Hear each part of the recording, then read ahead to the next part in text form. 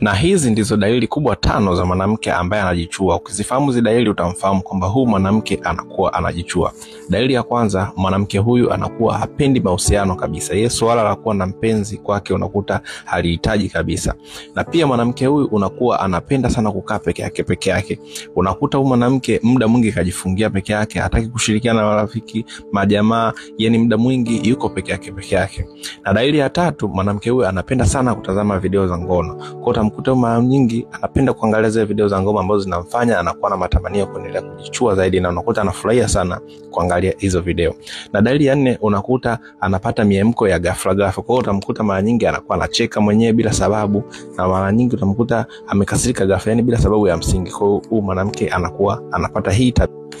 Na dalili ya mwisho, mwanamke huyu anapata mabadiliko makubwa sana kwenye ngozi yake, hasa sehemu za siri, kwa sababu kule ndiko anapotumia nguvu kubwa sana ili aweze kujifurahisha na kujiridhisha.